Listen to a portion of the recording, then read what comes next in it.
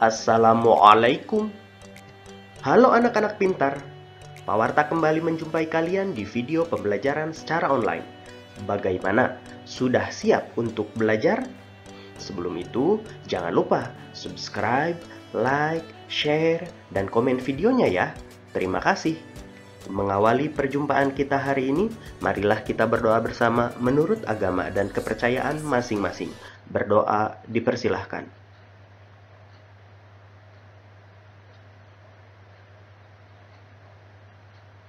Selesai. Anak-anak pintar, keanekaragaman sumber daya alam mempermudah manusia dalam memenuhi kebutuhan hidupnya. Setiap kebutuhan manusia dapat terpenuhi, salah satunya diawali dengan pemanfaatan sumber daya alam. Sumber daya alam di Indonesia yang menyangkut kepentingan orang banyak dikelola oleh negara dan dipergunakan untuk sebesar-besarnya kemakmuran rakyat. Misalnya, minyak bumi, batu bara, gas, dan air. Oleh karena itu, setiap orang memiliki hak yang sama untuk memanfaatkan dan menikmatinya.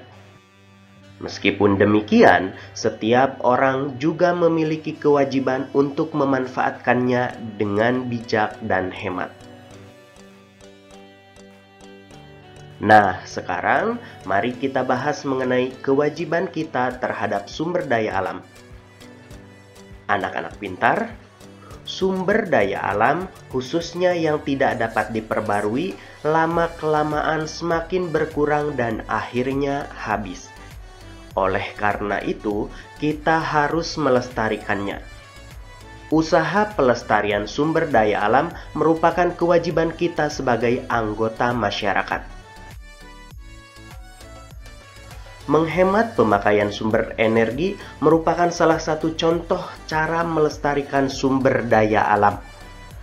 Menghemat sumber daya alam tidak hanya berfungsi untuk melestarikannya saja, tindakan ini juga bermanfaat untuk mengurangi bahaya kerusakan lingkungan. Contohnya, penggunaan bensin sebagai bahan bakar kendaraan bermotor. Asap kendaraan bermotor yang timbul menyebabkan pencemaran udara. Anak-anak pintar, kewajiban terhadap sumber daya alam dalam kehidupan sehari-hari antara lain sebagai berikut. Yang pertama, mengurangi kegiatan yang banyak menghabiskan sumber daya alam. Yang kedua, pemanfaatan teknologi dan peralatan yang ramah lingkungan. Yang ketiga, menjaga dan melestarikan alam untuk menjaga ketersediaan sumber daya alam. Keempat, reboisasi untuk menjaga ketersediaan sumber daya alam terutama air. Dan yang kelima, menggunakan energi alternatif. Selain kewajiban, kita juga memiliki hak untuk memanfaatkan sumber daya alam. Kekayaan sumber daya alam yang kita miliki, baik yang dapat diperbarui maupun yang tidak dapat diperbarui, bermanfaat bagi kelangsungan hidup masyarakat. Setiap anggota masyarakat pun memiliki hak untuk memanfaatkannya. Hak untuk memanfaatkan sumber daya alam ini bisa dilakukan secara langsung maupun secara tidak langsung. Contoh pemanfaatan secara langsung adalah berupa hasil pertanian yang dapat langsung dikonsumsi oleh masyarakat tanpa terlebih dahulu harus kita olah. Adapun pemanfaatan tidak langsung, artinya hasil dari sumber daya alam tersebut haruslah diolah terlebih dahulu agar dapat dimanfaatkan untuk kepentingan masyarakat.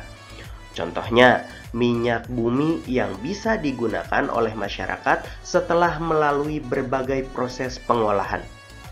Masyarakat tidak bisa menggunakan minyak bumi secara langsung.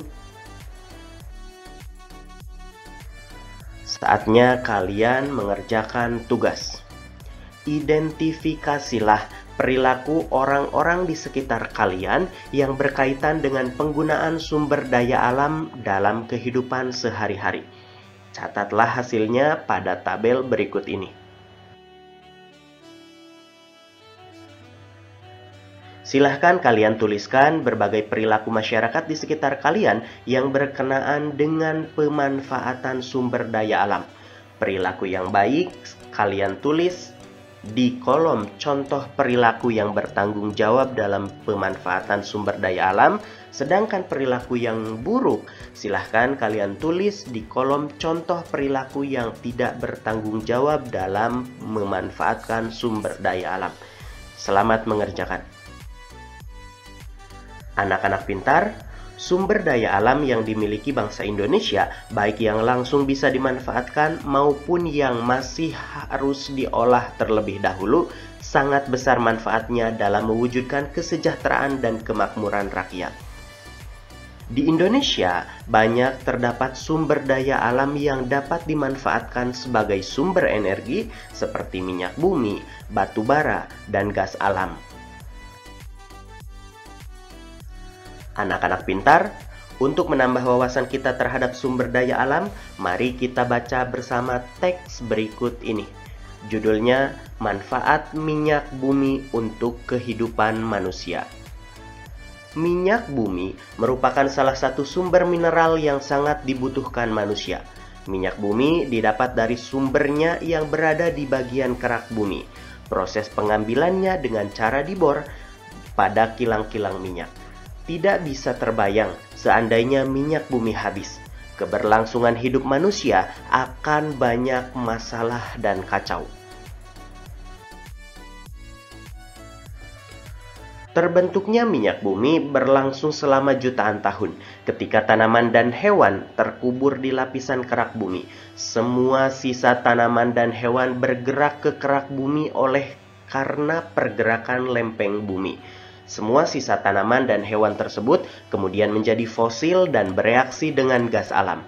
Reaksi dengan gas alam akan mengubah fosil menjadi cairan hitam yang disebut minyak bumi.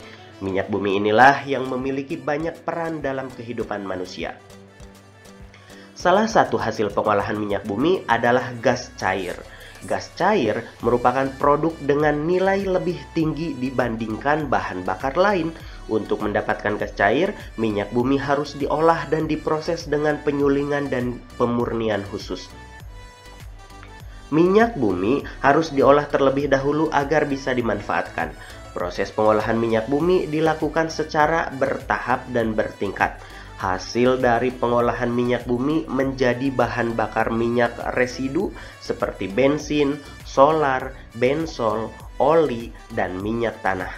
Beberapa bahan bakar ini digunakan sebagai bahan bakar kendaraan bermotor. Hasil lain dari proses pengolahan minyak bumi juga dapat berperan dalam industri kimia. Beberapa produk dihasilkan dari olahan minyak bumi, antara lain cat minyak, cat dinding, cat besi, aspal, dan beberapa produk plastik. Hasil lain dari pengolahan minyak bumi ternyata juga masih bisa dimanfaatkan untuk kehidupan manusia. Minyak mentah juga dapat menjadi sumber polimer. Polimer ini sangat penting sebagai komponen untuk beberapa jenis industri. Salah satu industri yang memakai polimer dari minyak bumi adalah industri plastik. Jika kamu pergi ke dapur, ternyata banyak juga peralatan yang memanfaatkan minyak bumi. Alat-alat dapur seperti kulkas, kunci pintu, oven, kursi, dan meja ternyata juga menggunakan minyak bumi dalam proses pembuatannya. Minyak bumi digunakan sebagai sumber panas maupun produk sampingan yang digunakan untuk mengolah aluminium, besi, atau baja. Anak-anak pintar, dari bacaan tadi kita dapatkan informasi mengenai sumber energi minyak bumi. Informasi yang pertama, minyak bumi terbentuk dari jasad renik yang berasal dari hewan atau tumbuhan yang sudah mati. Semua sisa tanaman dan hewan bergerak ke kerak bumi karena pergerakan lempeng bumi. Semua sisa tanaman dan hewan tersebut kemudian menjadi fosil dan bereaksi dengan gas alam. Reaksi dengan gas alam akan mengubah fosil menjadi cairan hitam yang disebut sebagai minyak bumi. Demikianlah proses terbentuknya minyak bumi. Proses terbentuknya minyak bumi ini berlangsung selama jutaan tahun dan ketersediaannya di alam pun sangat terbatas. Oleh karena itu, minyak bumi termasuk ke dalam sumber daya alam yang tidak dapat diperbaharui. Minyak bumi tersebut memiliki banyak manfaat yang bisa didapat oleh manusia, antara lain sebagai sumber gas cair, kemudian bahan bakar minyak, industri kimia seperti cat dan plastik, kemudian bahan polimer, lalu sebagai sumber panas pada pengolahan aluminium, besi, dan baja. Itulah contoh-contoh pemanfaatan minyak bumi dalam kehidupan manusia. Salah satu kewajiban manusia adalah menjaga lingkungan alam. Apa yang terjadi jika manusia tidak melaksanakan kewajiban tersebut? Untuk menjawab pertanyaan tersebut, kita bisa mencari informasi dengan melakukan wawancara. Berikut ini langkah-langkah yang bisa kita ikuti dalam melakukan wawancara. Yang pertama, menentukan tema atau topik wawancara. Kedua, menyusun daftar pertanyaan atau garis besar pertanyaan yang akan diajukan. Yang ketiga, menentukan narasumber dan mengetahui identitasnya. Yang keempat, menghubungi dan membuat janji dengan narasumber. Yang kelima, mempersiapkan peralatan untuk wawancara, baik itu alat tulis ataupun alat perekam. Yang keenam, melakukan wawancara. Dan yang ketujuh, jangan lupa menyusun laporan hasil wawancara. Sekarang, kalian kerjakan tugas berikut ini. Lakukanlah wawancara kepada narasumber yang ada di sekitar kalian mengenai akibat jika manusia tidak melaksanakan kewajiban terhadap lingkungan alam. Selamat mengerjakan.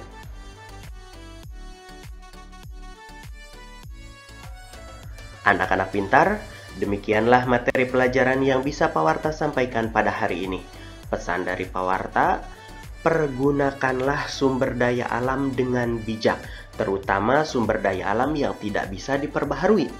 Jika kita tidak mau merasakan kehilangan sumber daya alam tersebut di kemudian hari. Akhir kata dari Pak Warta, wassalamualaikum warahmatullahi wabarakatuh.